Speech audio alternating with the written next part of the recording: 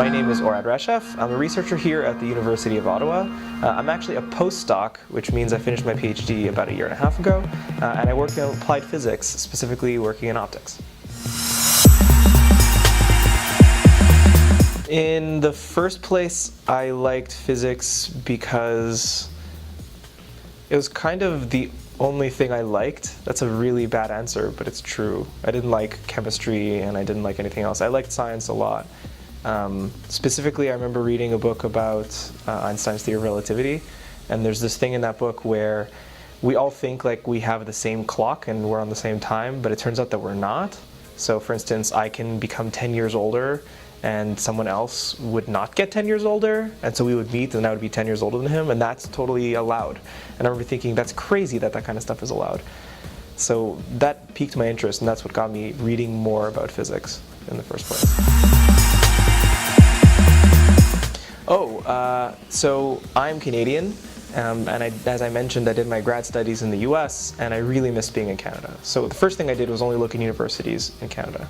And the second reason was that I got the opportunity to work in this lab. So this lab is, first of all, amazingly stacked in terms of equipment. It's got one of everything, and I couldn't believe it when I saw it, because I didn't think Canada had a lab like that. And it also had really incredible people to work with. So my advisor in particular is Robert Boyd, and he's a really amazing guy. He's world-renowned, and he's top of his class. And I was so excited that a guy like him was in Canada. So it really was just a perfect combination for me of all those things.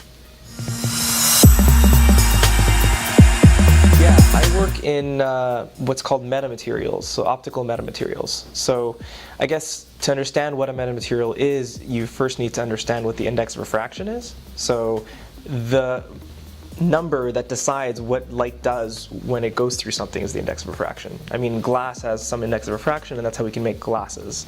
And so one thing is that the index of refraction is always between like 1 and 3. That's it. That's if you pick up a rock, it's got some index between 1 and 3, and that's the most or the least you can get.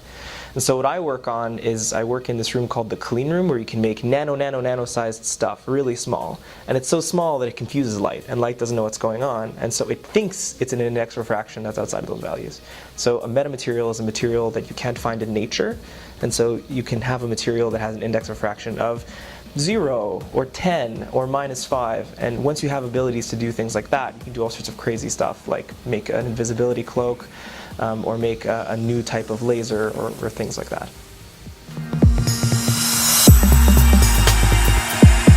So one thing that's really good about physics, it's funny, when you start doing physics, you think you're going to learn about relativity and how atoms work and quantum mechanics, and to some extent that's true. But that's actually not at all what a physics degree is about, because you know what? You're going to graduate, and 3 or 4 years later, you've forgotten all those equations. The real thing a physics degree is good for is it teaches you how to solve problems, like really how to solve problems. You have to pull from all sorts of different disciplines and different inspirations and stuff, and learn new kinds of math and new kinds of programming, and there's always something new coming out. Like, you know, in the last few years, genetic algorithms and machine learning have come up. People are using that to solve physics problems.